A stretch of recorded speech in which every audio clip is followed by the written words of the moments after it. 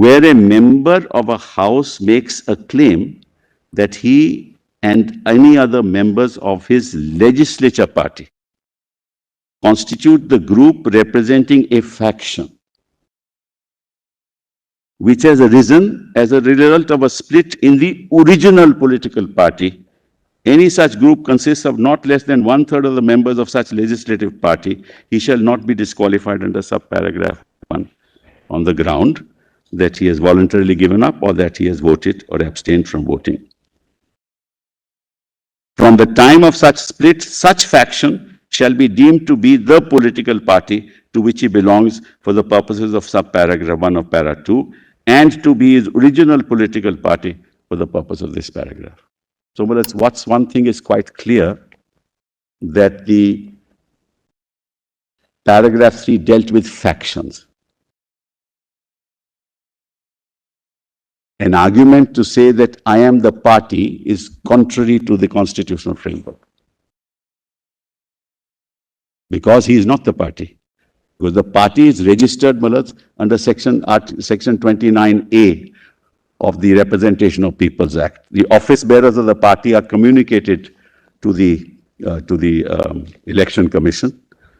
And the Constitution as accepted is the final document. He can't now say, I am the party, because the party with the Election Commission and the party with the Speaker is only the members of the legislature belonging to that political party.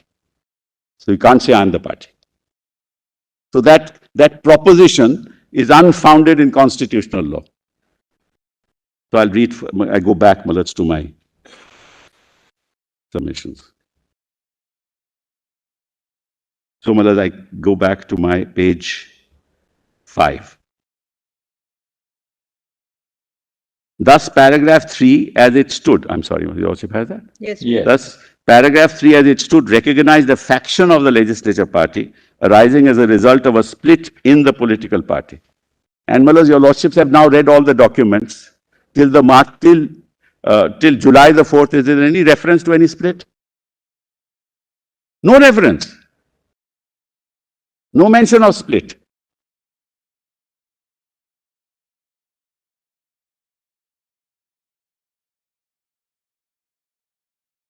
With the deletion of paragraph 3 of the 10th schedule by the Constitution 91st Amendment, there is no constitutional recognition of a faction or group in the legislature party. Reference is invited to petitioner's written submissions 160 to 163. You'll also have it. I've given the page so that it's easy. The effect of deletion of paragraph 3 from the 10th schedule is that the Constitution does not recognize any faction, whether it consists of majority or a minority of the members of the legislature party. Why? There's a constitutional basis for that also. I tell you just why. When I seek election directly from the electorate, I don't seek election in my personal capacity. I seek election on the symbol of the party. In my activity in the house and outside the house, I continue to be a member of that party and must honor the discipline that's imposed on me. So, in the relationship between the legislature and the political party has primacy. The legislature party has not primacy. So, when you are interpreting the Constitution, you have to give primacy to that political party whose representative I am in the legislature. You can't in the process give primacy to the legislature over the political party, which the other side is trying to do, by saying, I am the party. It can be one member of legislature, but can he say, I am the party? So within the constitutional framework, the will of the legislators in fact is subject to the functioning of the political party both inside and outside the house. Now he can have dissent outside the house, but no dissent within the house, which is why the whip. Because there he represents. That's why Holohon says you can't go against it. That's the rationale for it, constitutional rationale for it. Then, a fortiori, Therefore, the concept of a faction asserting itself in the legislative party and acting dehors the political party or calling itself the political party is not contemplated by the law, and any such claim will be per se fall foul of paragraph 2 of the 10th schedule. Parliamentary democracy only recognizes alliances between political parties and not an alliance between a political party and a faction of a legislature party. That be constitutional harakiri, Malats. Very interesting.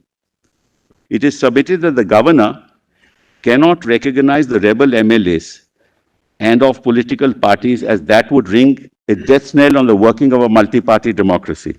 The Sarkaria Commission's recommendations approved by this Honorable Court in Rameshwar Prasad also categorically emphasize the importance of sanctity of the party system and states that the governor, in arriving at a satisfaction to invite a chief minister, can only recognize alliance of parties and not an alliance of a party, in this case the BJP and rebel MLAs of another party. In this regard, para 65 of Rameshwar Prasad reads as follows. Para 4.11.04 of the Sarkaria Commission report specifically deals with a situation where no single party obtains absolute majority and provides the order of preference the governor should follow in selecting a chief minister. Now, this is final. What does it say? The order of preference suggested is: 1, alliance of parties that was formed prior to the election. So parties, alliance of parties. 2, largest single party staking a claim to form the government with the support of others, including independents. Again, largest single party.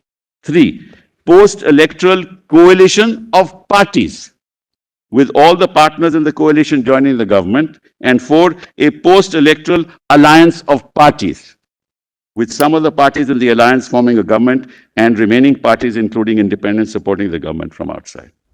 There is no space for factions when the governor has to appoint a chief minister.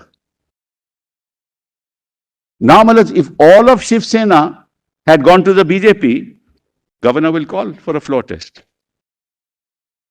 If the Shiv Sena itself had gone. Now, this is cast in stone. Now an argument is being raised, it doesn't matter, and which is why, I said to your lordship the consequences of it. Supposing 2 or 3 members of each political party who don't form the majority go to the governor and say that support of 6 of these people reduces the chief minister to a minority, therefore call for a floor test. It would be disastrous for democracy. That's the Ayaram Gayavaram principle that we gave up. Would 50 members of BJP today support? So, the whole propositions, the propositions that have been advanced by learned friends are all contrary to basic principles of constitutional law. Therefore, the recognition of a faction of a legislative party as the basis to cast a doubt on the confidence enjoyed by the government in the House would be an act of constitutional impropriety and legally malafide. It is respectfully submitted that under the constitutional scheme, a member of a legislative assembly set up by a political party does not have any independent identity in the House. Dehors the political party on whose ticket he is elected to the House. The same is clear from the following. Now, this is important. Kindly see Article 170 of the Constitution and kindly see Sub-Article 1. Subject to the provisions of Article 333, the Legislative Assembly of each state shall consist of not more than 500, not less than 60 members, chosen by direct election from territorial constituencies in the state. Well, as I mentioned that to your lordships yesterday, Delimitation Commission, territorial constituencies, direct election from the territorial constituency. Now kindly come, go to item 2. Under 7.1 of the Representation of Peoples Act 1950, the total number of seats in the Legislative Assembly of each state is as shown in the second schedule. Further, Section 7.3 of the Act provides that the extent of each assembly constituency shall be as determined by the orders of the Delimitation Commission made under the provisions of the Delimitation Act. I don't have to read it, your losses may take it that that's correct. We'll waste time otherwise. Then come to 4. The first step in the process of nomination, Section 33 of the Representation of People Act, prescribes that each candidate desirous of being elected to a seat is required to deliver to the returning officer a nomination paper completed in the prescribed form. The provision itself differentiates between candidates set up by a recognized political party and those not set up by the party. That's Section 33. No, let's not read it. That's up. Nobody can doubt what I have said. So otherwise, it'll take time. Next, the relevant rule in the conduct of election rules pertaining to Section 33 is Rule 4, that deals with nomination papers and prescribes that each nomination paper must be completed as per the appropriate form. The appropriate form for the purposes of election to the Assembly is Form 2B. Part 1 of Form 2B applies to candidates set up by the recognized political party. Further, as per paragraph 13B of the symbols order, a candidate is deemed to be set up by a political party only if the political party provides a notice in Form B to the returning officer which contains the endorsement of the political party as to the approved candidate on its behalf. Hence, from the very initiation of the election process, the identity of a candidate for an election is as a representative of the political party by which it was set up. So the primacy is of the party. The legislature has no identity other than being a representative of the party. After the election, Section 66, 67 of the Act require the returning officer, once the counting of votes have been completed, to declare the election result and to communicate the same to the Election Commission and the Secretary of the House.